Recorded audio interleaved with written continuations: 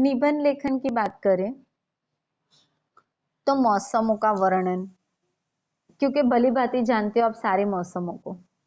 धार्मिक त्योहार, गणेश चतुर्थी है, फिर नवरात्रि है, राष्ट्रीय पर्व 15 अगस्त, 26 जनवरी, सामाजिक समस्याएं हैं, समस्याओं पर निबंध, मोबाइल का प्रभाव आज के आधुनिक युग में किस तरीके से हो गया है या हो रहा है, तो वो आप लिख सकते हो। यानी इतने टॉपिक जो दिए हैं ना, आपको सिर्फ जानने के लिए दिए हैं, लेकिन आप इन पर निबंध लिख सकते हो और लिखकर आप आपके विचार कहाँ तक पहुंचते हैं वो खुद जान भी सकते हो। ऊपर कुछ विषय दिए गए हैं, इन विषयों पर हमें एक निश्चित शब्द सीमा में अपने विचार लिखकर क्रमबद्ध रूप से व्यक्त करने रहते हैं, कर सकते हैं, लिखकर प्रकट कर सकते हैं। लगातार लिखने के अभ्यास से एक सूत्र में बंधी रचना लिखी जा सकती है। एक सूत्र में अच्छी तरह से बंधी हुई ऐसी रचना को निबंध कहा जाता है या कहलाती है। परिभाषा से देखें तो निबंध शाब्दिक अर्थ है बंधा हुआ। निबंध का अर्थ होता है बांधना, बंधा हुआ। किससे बंधा हुआ? तो उस विषय से, उस टॉपिक को लेकर आपके विचारों को वहां पे प्रस्तुत करना, उस निबंध के अंदर उन विचारों को बांधना, आपकी सोच को बढ़ाना, आपकी सोच को एक जागरूकता देना। जब विचारों को एक सूत्र में व्यवस्थित तरीके से निश्चित शब्द सीमा में बांधा जाता है, तब उसे निबंध कहा जाता है। हाँ बेटा बोलो।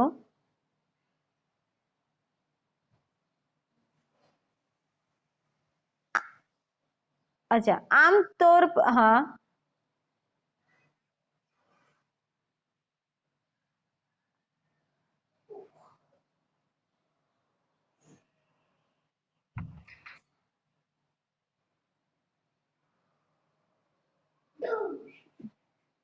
तू चैप्टर को देख रहा है या निबंध लेखन को देख रहा है, पहले वो बता दे।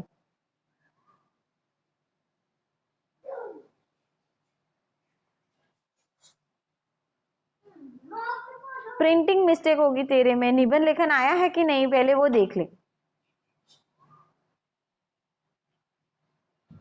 तो मेरे में 35 तो लिखा है।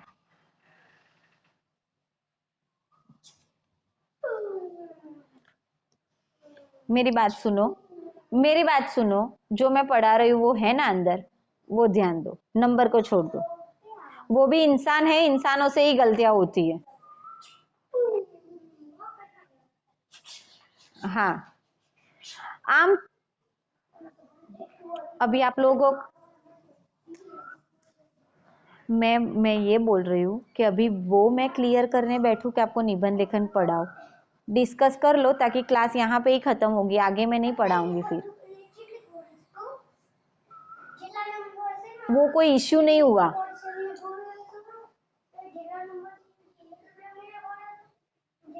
आमतौर पर निबंध जाने पहचाने विषयों पर लिखे जाते हैं।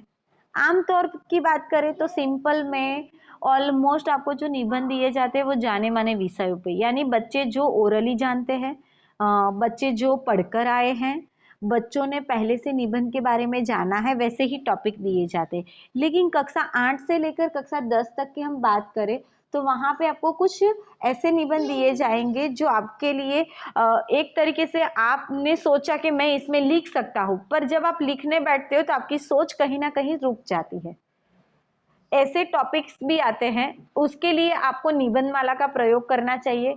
हर एक निबंध को ध्यान से पढ़ना चाहिए। अभी से शुरुआत करोगे तो एटलीस्ट आपकी बोर्ड की एग्जाम तक तो आप सारे निबंधों को क्लियर कर ही लोगे।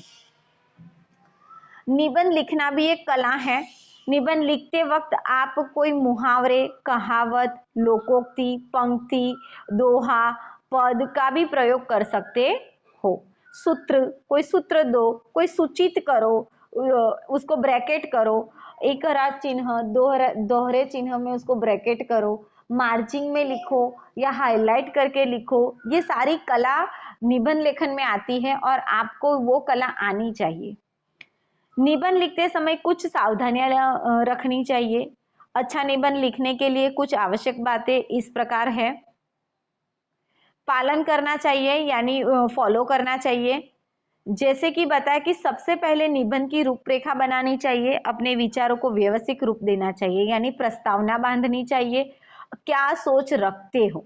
जैसे कि हम गुजराती वाले जो बच्चे हैं वो लोग गुजराती की टेक्स्ट बुक में हम जब लेखक या कवि का परिचय पढ़ते हैं तो वो ऊपर कवि का परिचय था, लेकिन नीचे के लास्ट 2 लाइन में पूरी स्टोरी के बारे में वो लोग 2 लाइन में बता देते हैं कि इस कहानी में ऐसा है, किस तरीके ये कैरेक्टर है, यहाँ पे ऐसा हुआ है, और फिर पूरी कहानी बताते हैं। तो वैसे आपको प्रस्तावना रूपरेखा बांधनी है। निबंध की शब्द सीमा का ध्यान रखना चाहिए। निबंध की शुरुआत ही प्रभावशाली तरीके से करनी चाहिए। इसके लिए किसी कविता की पंक्ति, मुहावरा, सूक्ति का प्रयोग करना चाहिए। भाषा सरल, विषय और अनुरूप होनी चाहिए। निबंध को 3 भागों में बांटा जा सकता है। पहले भाग में विषय का शाब्दिक अर्थ और पूरे रूपरेखा देनी चाहिए। दूसरे या मध्य भाग में विषय को विस्तार देना चाहिए। तीसरे भाग में अंतर्गत निष्कर्ष के रूप में यानी लास्ट अंतिम में आपको उस निबंध को लेकर सुझाव भी देना चाहिए कि बारिश का मौसम हर बार इस तरीके से हमें मन को प्रफुल्लित करता है, चारों तरफ हरियाली लाता है और बारिश के वजह से हम लोग पूरे साल भर पानी की हमें कोई कमी नहीं रहती। उस तरीके से आपको आपका समापन भी करना चाहिए। वर्षा ऋतु को लेकर मैंने बताया, तो जो भी टॉपिक है उसको लेकर आपको समापन लास्ट में आपका एंडिंग पार्ट भी कुछ इस तरीके का होना चाहिए जिसके अंदर आप उसमें सुझाव भी दे सकते हो और आपका अंतिम भाग जो है यानी पैराग्राफ जो है वो अच्छे से लिखकर प्रस्तुत कर सकते हो।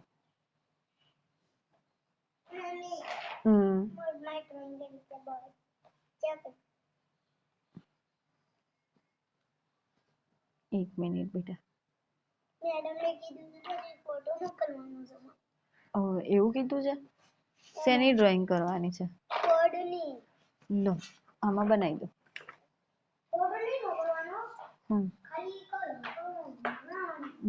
बनाई दो, नीचे बेसिन बनाई दो। 3 भाग आपस में एक दूसरे से जुड़े होने चाहिए। तीनों भाग यानी शब्द सीमा वहां पे एक भाग का खत्म होता है, यानी आपका शब्द विषय जो है वो बदलना नहीं चाहिए। आप जो विषय को लेकर चल रहे हो उसी विषय को लेकर आप तीनों भाग में उसका पूर्ण तरीके से आप उसके अंदर लिखोगे। भाषा में विषय चिन्हों का ध्यान रखते हुए शब्दों और वाक्यों में शुद्धता बनाए रखनी चाहिए। इन गलतियों से बचें। कठिन शब्दों या लंबे वाक्य का प्रयोग न करें। वाक्यों की पुनरावृत्ति न करें। एक वाक्य को हम बार बार नहीं बोल सकते या नहीं लिख सकते। लिखते समय विषय से न हटे, विषय के बाहर नहीं जाना है, अर्थात इधर उधर की बातें नहीं लिखनी है। विषय का अनावश्यक विस्तार करें यानी पूरा विस्तार जो है वो प्रॉपर होना चाहिए, ज्यादा अतिशय लंबा नहीं होना चाहिए और कम से कम छोटा तो बिल्कुल नहीं होना चाहिए जो आप लोग लिखते हो। निबंध अलग अलग विषयों पर लिखे जा सकते हैं। लिखे जाने वाले विषयों के आधार पर निबंध 5 प्रकार के होते हैं। विवरणात्मक निबंध, वर्णनात्मक निबंध, विचारात्मक निबंध, भावनात्मक निबंध और कलात्मक निबंध। पहले देख लो कि किसे क्या कहते हैं। विवरणात्मक निबंध की बात करें तो यात्रा का वर्णन करना, स्मरण करना, मेला हो, मैच हो, ऋतु हो आदि विषयों पर लिखे गए निबंध को विवरणात्मक निबंध कहते हैं। वर्णनात्मक निबंध किसी व्यक्ति के वर्णन करना, किसी वस्तु का वर्णन करना, किसी स्थान का वर्णन करना, दृश्य का, परिस्थिति का आदि विषयों पर लिखे गए निबंध को वर्णनात्मक निबंध कहते हैं। विचारात्मक किसी समस्या के बारे में सोचना, घटना स्थिति के बारे में सोचना, विचार आदि पक्ष विपक्ष में विचार व्यक्त करते हुए निबंध लिखने को विचारात्मक निबंध कहते हैं। जहां आप सोचना तो सभी जगह पे है, लेकिन ऐसे पॉइंट पे जब आप कुछ ज्यादा ही आपकी सोच बढ़ती है तब विचारात्मक निबंध आ जाता है। भावनात्मक निबंध जैसे मन के भाव, जैसे साहस, किसी ने साहस भरा कार्य किया तो उस पे निबंध लिखना, किसी ने वीरता भरा कार्य किया तो उस पे आदि विषय पर लिखे गए निबंधों को भावनात्मक निबंध कहते हैं। कोई इतना दुखी व्यक्ति है और उसके दुख को लेकर हम प्रस्तुत कर रहे हैं, उसके दुख को हम लिख रहे हैं, तो वो भी एक भावनात्मक निबंध कहा जाएगा। कोई बहुत खुश है और अपनी खुशियों को लेकर वो इतना प्रसन्न है, उसके ऊपर लिखे गए निबंध को भी भावनात्मक निबंध कहा जाएगा। कलात्मक निबंध की बात करें जिसके अंदर कला होती है, जैसे कि यदि मैं वैज्ञानिक पेंसिल जादूगर होता या होती तो क्या होता, अगर मैं जादूगर होता तो क्या करता, अगर जादूगर होता तो मैं ये करता, लेकिन मेरे जादू से किसको नुकसान हो रहा है, मुझे कितना नुकसान हो रहा है, कितना फायदा हो रहा है, वो सोच भी उसके अंदर आप प्रस्तुत कर सकते हो कि मैं अगर जादूगर होता तो ये सारी चीजें आसान कर देता, लेकिन क्या मैं पूरी जिंदगी जादू से के सहारे ही जीता, तो मुझे जो अपनी मेहनत से जीना है, जो चीज मुझे मेहनत से करनी थी, वो मैं कब करूंगा। ऐसी ऐसी भावनाओं को भी आप उसके अंदर ले सकते हो कलात्मक निबंध में। निबंध के 3 भाग होते हैं। हाँ। हम्म।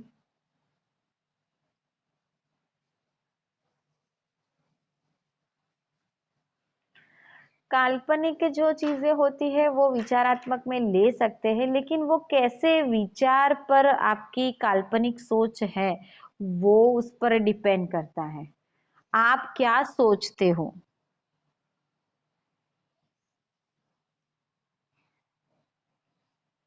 हाँ, या तो आप अनुच्छेद लेखन लिखो या निबंध लेखन लिखो या कहानी लेखन लिखो या विज्ञापन लेखन लिखो, कोई चारों में से 2 ऑप्शन में रहेंगे, 2 ऑमिट हो जाएंगे, लेकिन पर्टिकुलर मैं बता नहीं सकती भाई, कंपलसरी भी दे कंपलसरी ना भी दे, क्योंकि आपका 80 मार्क्स का पेपर है।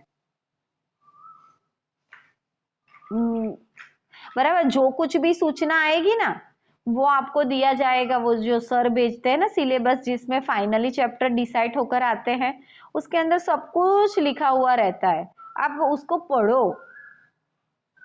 પેલો લાઇટ બિલ વાળો આવે ને, એક નાનો ચુટકુલો કહું ને તો બીજા એક લાઇટ બિલ વાળો ભાઈ આવ્યો, એટલે એને લાઇટ બિલ ફાડીને ઘરમાં આપ્યું, એટલે પેલા બેને કીધું ભાઈ કેટલા પૈસા થયા, તો કે બેન જોવો ને અંદર, પેલા ભાઈએ એવું એવું કીધું, એટલે કે મારે શું જોવાનું, તમે કહી દો ને કેટલા પૈસા થયા, તો કે તમને આળસ આવે છે એ જોવાનું, એટલે પેલા ભાઈએ એમ કીધું, એટલે પેલા બેન કે ના હવે તમે કહી દો તો મારે એટલા પૈસા તમને આપવાના રહે, પણ કે તમે પહેલા તમારું બિલ વાંચો, અંદર શું લખેલું છે જોવો અને પછી તમે ક્વેશ્ચન કરો તો ઠીક છે, આવા સિલી ક્વેશ્ચન કરતા રહે છે, કેટલું બિલ આવ્યું, ક્યારે ભરવાનું છે, શું કરવાનું છે, એવા ક્વેશ્ચન કોણ પૂછે, જે અજ્ઞાન વ્યક્તિ હોય ને એ જ પૂછે, જેને ના ખબર પડતી હોય। તમને સૂચના આપવામાં આવે કે આટલા માર્ક્સનું પેપર છે, મેડમ કેટલા માર્ક્સનું પેપર છે, મેડમ એમસીક્યુ કેટલાના છે, પણ સબ્જેક્ટિવ કેટલાનું આવે ને એમસીક્યુ કેટલાનું આવે, આવા કોઈ ક્વેશ્ચન ના કહેવાય, આ તમારા ડાઉટ્સ ના કહેવાય, આ તમે એવું લાગે કે મેડમની જોડે ટાઈમ પાસ કરી રહ્યા છે, આપણે પ્રશ્નો પૂછી રહ્યા, મેડમ એક્ઝામ ક્યારે છે, મેડમ સિલેબસ મોકલશો, ટાઈમ ટેબલમાં આ પેપર ક્યારે છે, आऊ है। निबंध लेखन के 3 भाग होते हैं, जैसे पहले भाग में भूमिका बांधनी है, प्रस्तावना बांधनी है, पूरा लिखना है उस विषय को लेकर, विषय विस्तार लिखना है, पूरा आपको मध्य भाग में पूरा विषय का विस्तार लिखना है, अंतर्गत निबंध के अंदर जो कुछ भी आता है वो क्रमबद्ध और व्यवस्थित रूप से उसका एक्सप्लेनेशन करना है लिख कर। लास्ट में उपसंहार। उपसंहार ऐसी चीज है जो आपको पूरे निबंध के अंतिम भाग यानी लास्ट लाइन ऐसा कह सकते हैं, उसके अंदर आप पूरा आपने क्या समझा, किस तरीके से उसको बताया और क्या चाहते हो वो चीज अंदर लिख सकते हो। इस भाग में निबंध के शीर्षक या शाब्दिक अर्थ बताते हुए विषय का संक्षेप में परिचय दिया जाता है। विषय विस्तार अंतर्गत निबंध का मध्य भाग आता है। विषय वस्तु को क्रमबद्ध तथा व्यवस्थित रूप में प्रस्तुत किया जाता है। उपसंहार इस भाग में निबंध का निष्कर्ष या उपसंहार लिखा जाता है, अर्थात इसमें निबंध का सारांश दिया जाता है। पूरे निबंध का लास्ट में एक सारांश दिया जाता है, एक एक बात कही जाती है जिसके अंदर पूरे निबंध का समावेश हो जाता है। तो लास्ट में मैंने ना बोला कि पूरे निबंध की बात जो हम 2 या 3 शब्दों के माध्यम से या वाक्यों के माध्यम से बताते हैं उसे।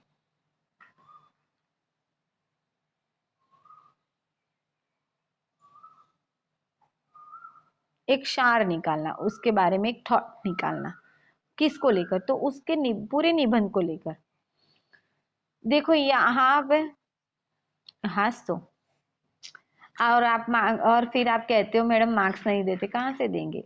मेरा भारत महान टॉपिक है, उसकी रूपरेखा में कुछ वाक्य दिए हैं, उन वाक्यों को लेकर आपको एक्सप्लेन करना है। भारत के अतीत का वर्णन, यानी पुराने भारत में चले जाओ।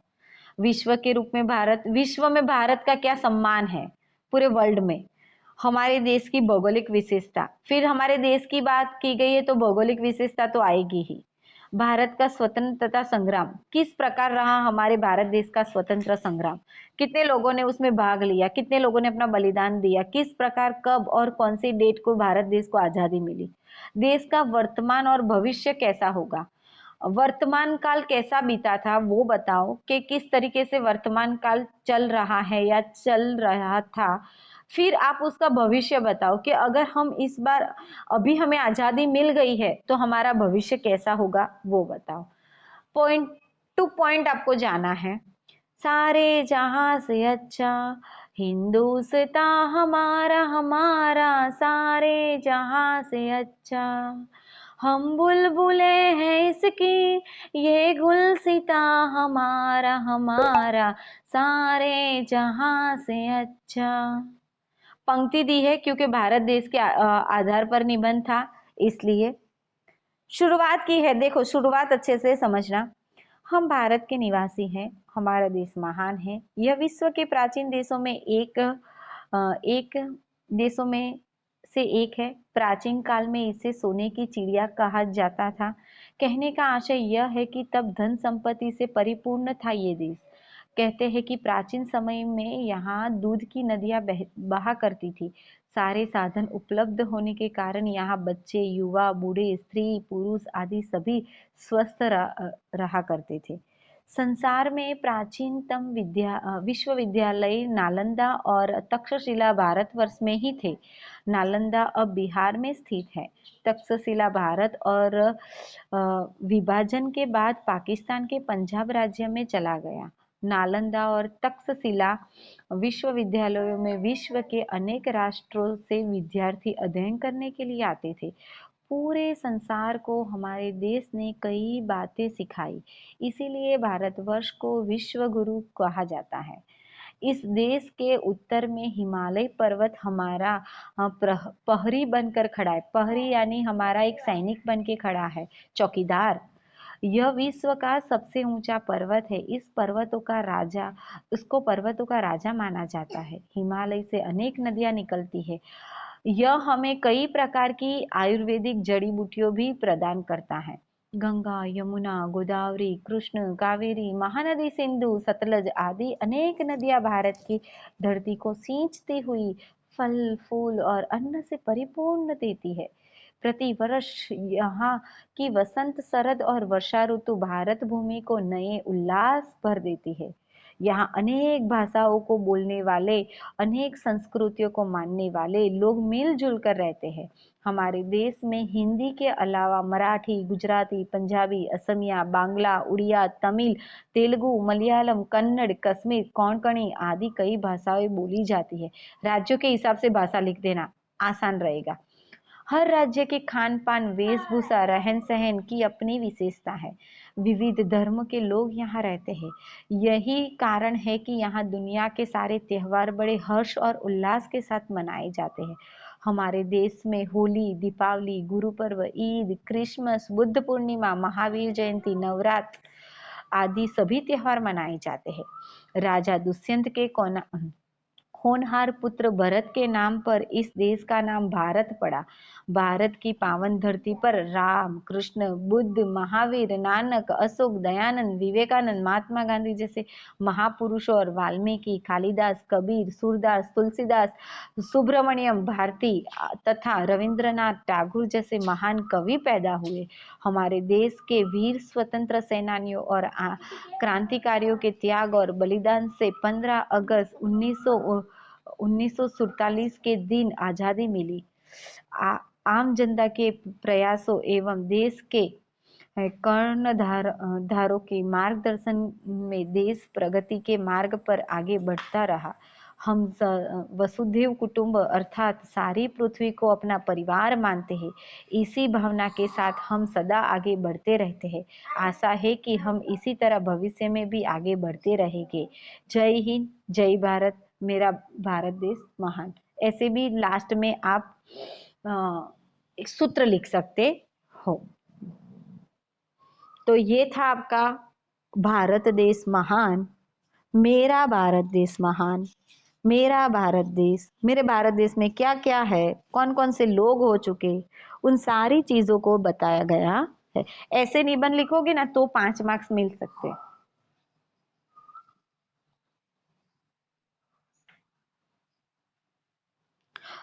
कहाँ से 6 निबंध दिए? अच्छा, वो एक्सरसाइज में समझा देती हूँ।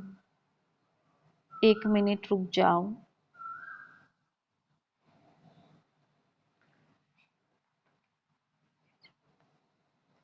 देखो, पहले तो आपको प्रश्न दिया है निबंध किसे कहते हैं, सिंपल है, जो परिभाषा बताई गई वो। निबंध लिखते समय कौन सी सावधानियों बरतनी चाहिए वो भी अंदर दिया है। निबंध के कितने भाग होते हैं वो भी आपको बताए गए कि इतने भाग, 5 भाग होते हैं। किन्हीं 4 प्रकार के निबंधों के नाम लिखो। तो विवरणात्मक निबंध, वर्णनात्मक निबंध, विचारात्मक निबंध, भावनात्मक निबंध। दिए गए विषयों पर 200 से 250 शब्दों में निबंध लिखो। तो यहाँ पे आपको 6 निबंध दिए। हमारे स्कूल में मनाए जाने वाला बाल दिवस, मेरा मोबाइल, मेरे प्रिय धारावाहिक यानी आपके धारावाहिक, टेलीविजन सीरियल कोई भी आती हो वो, कंप्यूटर का उपयोग आप कैसे करते हो, किस तरीके से करते हो, क्या उपयोगी है, किस प्रकार उपयोगी है, कौन सी सुविधा मिलती है उससे, वो बताओ। विद्यार्थी जीवन में अनुशासन या कितना मायने रखता है, डिसिप्लिन कितना मायने रखता है, वो है अनुशासन, डिसिप्लिन। आओ पर्यावरण बचाए,